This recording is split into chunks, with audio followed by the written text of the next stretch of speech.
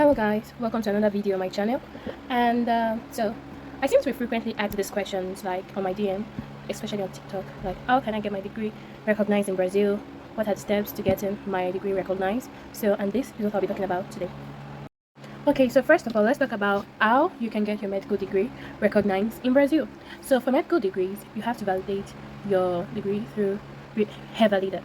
It's a word in Portuguese, Revalida. So it's mandatory, and it basically ensures that foreign doctors meet Brazilian medical education standards. So when we're talking about recognition of general degrees like law, engineering, it is handled by Brazilian universities authorized by the Ministry of Education. So now, answering the second part of the question, what are the steps to getting your medical degree, your degree in general recognized? So first and foremost, there are key things you must do in your country.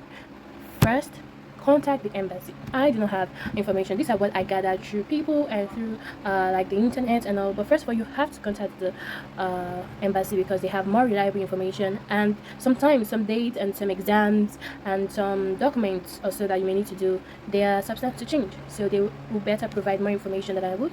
So, and they can guide you on your degree recognition processes, required documentation, even visas application for studying or preparing in Brazil. But just to have an idea of what to expect, there are some steps towards recognizing your degree in Brazil. And first of all, like I said, you have to do that Revalida Exam.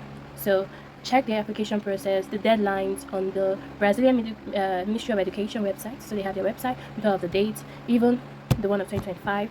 And so just know that when you apply for this exam, you need to provide proof of identity, your educational qualifications, and also equivalence documents such as your diploma, your transcripts, and so many other things. And this Revalida exam, it consists of two parts.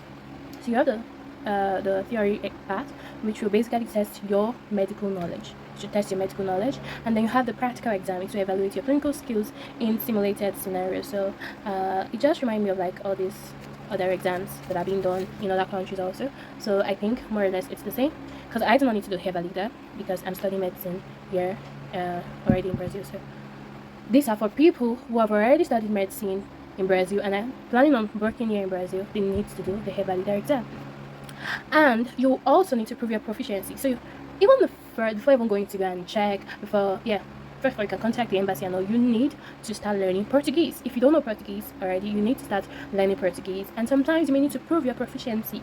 And we have like through the Brazilian language test, Brazilian Portuguese language test, which is CELPE-BRAS exam.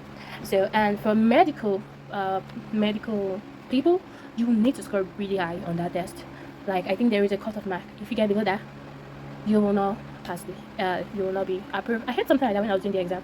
So yeah, and after passing the Revalida exam and all, then you will be able to apply for a license from the Regional Medical Council, which they will give you like the CRM. This is a Portuguese word, so Conselho Regional de Medicina. They will issue you your license, and this will enable you to practice medicine. So if you want more information on this Revalida and everything, there's a website which is called INEP. You get more details on this exam.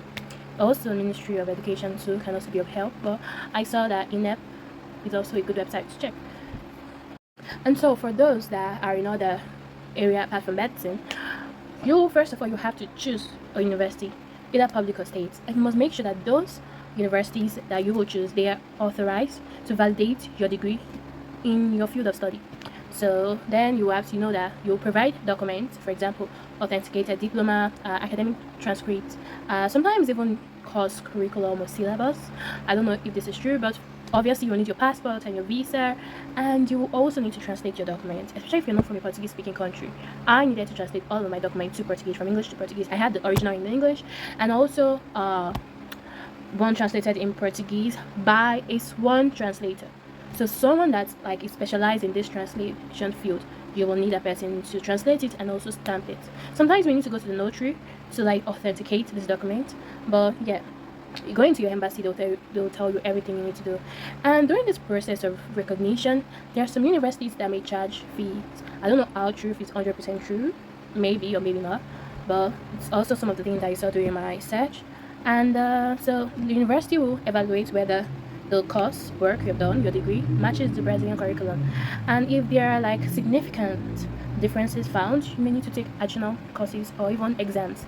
So To find out more information on this, just try to visit the Ministry of Education website, and they will provide you with more information, especially to find authorized universities for degree recognition, because I think it's not all who do this. Okay, contact the embassy, and like I said at the beginning, just to confirm the specific test, because I just talked about a lot of things. I didn't tell you the first thing that you need to get or the last thing that you get, because I do not really have this information. So you have to contact them, and they'll tell you step by step what you need to do and all of the requirements, and they will even inform you if there are any recent changes that have been made in this process. So just do this, and I wish you a safe journey, a good process, because it can be stressful. I can't say a stress-free process, but I hope everything that you do and every effort that you put in is worth it. Alright, bye. See you in my next video.